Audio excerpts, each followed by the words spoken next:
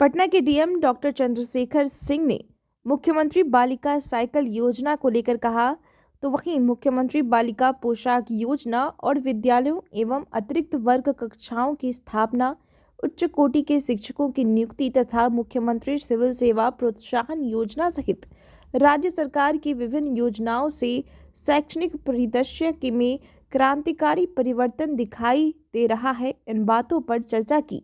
वहीं उन्होंने कहा कि बाल विवाह पर रोक और जनसंख्या स्थिरीकरण अब होने लगा है। फतेह नारायण सिंह एकेडमी उच्च मध्य विद्यालय में पहुंचे थे, जहां पर शिक्षा संवाद का आयोजन किया गया था, जिस दौरान पटना के डीएम डॉक्टर चंद्रशेखर सिंह विद्यार्थियों और अभिभावकों को संबोधित करते हुए अपनी इन बातों को रखते नजर आए। डीएम डॉक्टर चंद्रशेखर सिंह ने कहा कि वर्ष 2011 में महिला साक्षरता लगभग 51% थी और 22% बढ़कर वर्तमान में लगभग 73% हो चुकी है। जाति आधारित गणना में ये स्पष्ट हुआ है।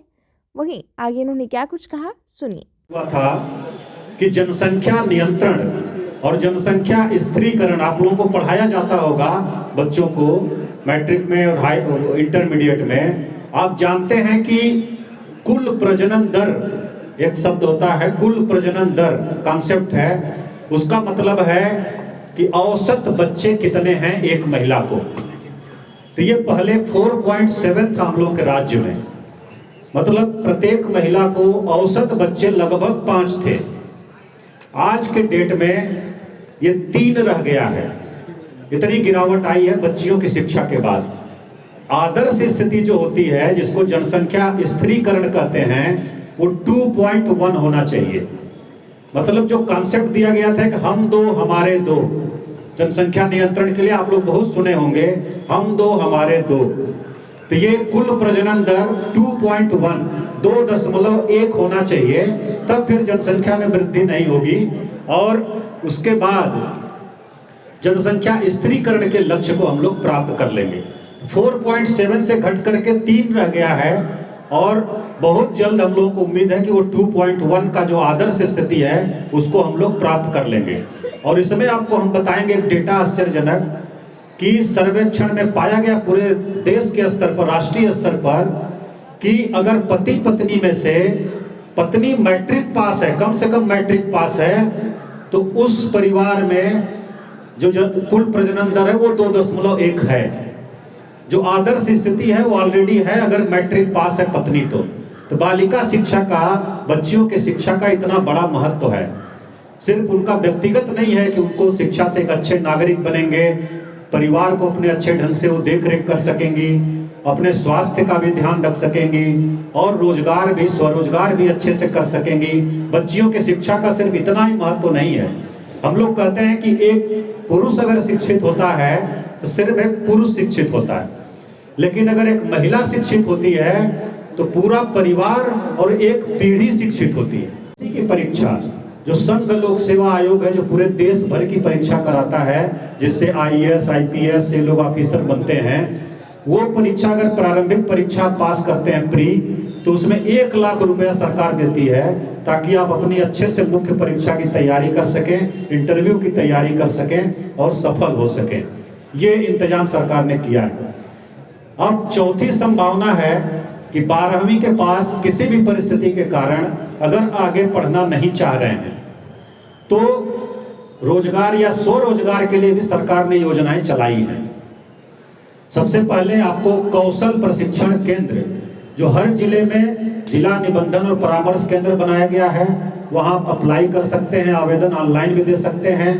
वहां 3 साल का लगभग प्रशिक्षण का रखा कि 3 साल का आपका स्वयं सहायता भत्ता की योजना रखी गई है कि आप इंटरमीडिएट के पास रोजगार या स्वरोजगार इत्यादि के लिए कुछ भी आगे करते हैं तो 3 साल तक 1000 रुपये आपको दिया जाएगा, ताकि आप आगे का अपना ढूंढ सकें, नौकरी ढूंढ सकें या स्वरोजगार के लिए प्रयास कर सकें। और उसमें लगभग 3 महीने का प्रशिक्षण भी रखा गया है। वहाँ प्रशिक्षण हर प्रखंड में कौशल प्रशिक्षण केंद्र बना है, शहर में भी है। वहाँ कौशल प्रशिक्षण प्राप्त कर सकते हैं जो आपको रोजगार ढूंढने में, स्वरोजगार करने में सहायता करेगा। फिर जो बच्चे आगे पढ़ाई अपना जारी रख रहे हैं, चाहे तकनीकी, चाहे स्वास्थ्य की, चाहे अन्य, तो उनके लिए 4 लाख रुपए का बिहार स्टूडेंट क्रेडिट कार्ड योजना के नाम से प्रावधान किया गया है। शिक्षा ऋण का नाम है शिक्षा ऋण। उसमें महिलाओं को तो मात्र 1% और दिव्यांग जो लोग हैं उनको भी मात्र 1% ब्याज है, बाकी को भी सिर्फ 4% ब्याज है। जो कहीं बैंक से लेने जाइएगा तो 8-9% ब्याज आपको देना पड़ेगा, और बैंक से जल्दी मिलता भी नहीं है। इतना कागज की डिमांड करते हैं, इतना दौड़ाते हैं कि शुरू में इस योजना को बैंक को ही दिया गया था करने के लिए, बाद में वहां से हम लोगों ने वापस लेके, सरकार ने वापस लेके एक बिहार शिक्षा वित्त निगम बनाया है और वहां से उस योजना का संचालन किया जा रहा है। बहुत ही आसानी से आपको जैसा ATM कार्ड होता है उसी प्रकार का बिहार स्टूडेंट क्रेडिट कार्ड आपको मिल जाएगा, और 4 लाख रुपए की लिमिट रहती है। आप अपने आगे की पढ़ाई, चाहे इंजीनियरिंग हो, डॉक्टरी हो, जो भी पढ़ना हो, आप पढ़ सकते हैं। बहुत प्रकार के उसमें कोर्स हैं, और सरकार ये भी कहती है कि बहुत जल्दी वापस आपको नहीं करना है, पूरा समय दिया जाता है। जब आपकी नौकरी लग जाए तब आप किस्तों में वापस करिए। लगभग 80-85 किस्त में वापस करने का प्रावधान किया गया है। और ये भी कहा गया है कि अगर किसी कारण से कोई बच्चा वापस नहीं कर पाया तो उसको जबरदस्ती नहीं किया जाएगा, जबरदस्ती वसूली नहीं की जाएगी, उसकी भरपाई सरकार करेगी अगर किसी कारण से उसको नौकरी नहीं मिल पाई या इनकम उसका नहीं हो पाया तो।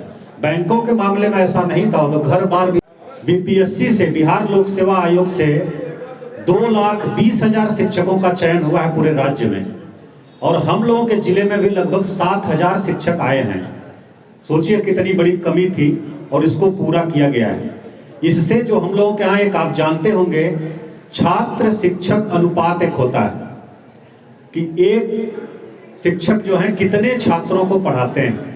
तो पहले हम लोगों के जिले में 68 था, मतलब 68 बच्चों को एक शिक्षक पढ़ाते थे। लेकिन ये बड़े पैमाने पर जो शिक्षकों की बहाली हुई है, अब ये घटकर 29 हो गया है, जो राष्ट्रीय औसत से भी बेहतर है। मतलब अब एक शिक्षक सिर्फ 29 बच्चों को देखेंगे, जो पहले 68 बच्चों को देखने के लिए मात्र एक शिक्षक होते थे, अब इस शिक्षक बहाली के बाद 29 बच्चों को देखने के लिए एक शिक्षक हैं। तो स्वाभाविक है कि ज़्यादा ध्यान दे पाएंगे, एक एक बच्चे पर ध्यान देंगे। अगर किसी को नहीं समझ में आ रहा है, किसी को कोई कठिनाई है, तो अच्छे से उसको बता सकेंगे। पहले 68 लोगों को संभालना एक शिक्षक के लिए थोड़ा कठिन था, वो हो सकता है उतना ध्यान सभी बच्चों पर नहीं दे पाए, लेकिन अब वो दे पाएंगे। और BPSC से जो शिक्षक आए हैं उनकी गुणवत्ता भी बहुत अच्छी है, क्वालिफिकेशंस बहुत अच्छे हैं। हम लोगों को उम्मीद है कि उससे शिक्षा के स्तर में, गुणवत्ता में अभूतपूर्व परिवर्तन होगा। एक तो ये था। दूसरा, कुछ योजनाएं सरकार ने चलाई। जब सर्वेक्षण हुआ प्रारंभ में, चाहता है जितनी उसकी क्षमता है उतनी वो जुटाता है। तो ये था, साइकिल योजना से क्रांति आई एक तरह से। बच्चियों का नामांकन बढ़ा हाई स्कूल में पोशाक और साइकिल योजना से। इसके बाद एक और उपाय किया गया, स्कूल को नजदीक लाया गया। स्कूल को नजदीक कैसे ला सकते हैं? हम लोग खींच करके तो ला नहीं सकते हैं। तो शहरी क्षेत्र में तो ठीक था, लेकिन गांव में बहुत दूर दूर स्कूल थे।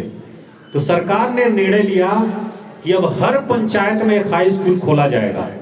हर पंचायत का बच्चियां जो हैं वो अपने पंचायत में ही 12वीं तक की शिक्षा प्राप्त करें, इसकी व्यवस्था की जाएगी।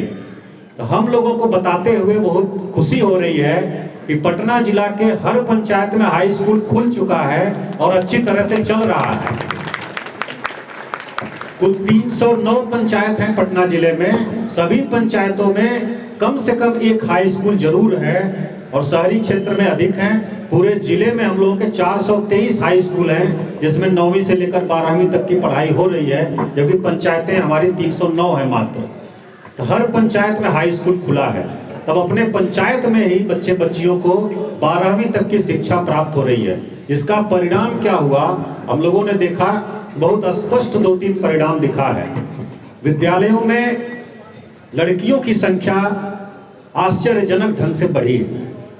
पहले जो बोर्ड का एग्जाम होता था, परीक्षा होती थी 10वीं और 12वीं की, उसमें बच्चियों की संख्या बहुत कम रहती थी। अधिकांश छात्रों की बच्चों की संख्या रहती थी।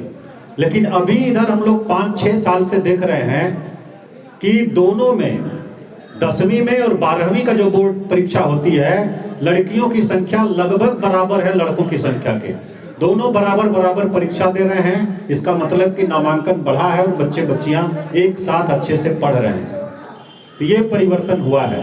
दूसरा एक इसका रिजल्ट हम लोग देखे हैं कि महिला साक्षरता में लगभग 20% की वृद्धि हुई है पिछले एक दशक में।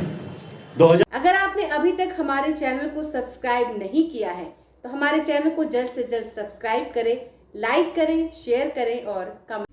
अगर आप भी अपने दुकान, प्रतिष्ठान, school, college, coaching centre, restaurant, cafe का विज्ञापन देना चाहते हैं, वो भी किफायती दर पर, तो आंखें न्यूज़ 24 लेकर आया है आपके लिए एक सुनहरा मौका। आंखें न्यूज़ 24 न्यूज़ पोर्टल की दुनिया में बिहार का सबसे उभरता हुआ चैनल, जहां बिहार झारखंड से जुड़े तमाम बड़ी खबरें देखने को मिलती है। तो देर किस बात की, आज भी जुड़े आंखें न्यूज़ 24 के साथ। संपर्क करें हमारे व्हाट्सएप नंबर 8935876430 पर। क्या आप पत्रकारिता के क्षेत्र में अपना कैरियर बनाना चाहते हैं? तो आज ही royal Ashoka institute of mass communication and journalism में अपनी जगह सुनिश्चित करें। आर्यभट्ट ज्ञान विश्वविद्यालय पटना से मान्यता प्राप्त 100% प्लेसमेंट के साथ royal Ashoka institute of mass communication and journalism नामांकन जारी है। हमारा पता है DS/16 गायत्री मंदिर के समीप, कंकड़ बाग, पटना 8,20,000। आप हमें संपर्क भी कर सकते हैं। हमारा मोबाइल नंबर है 9955456126।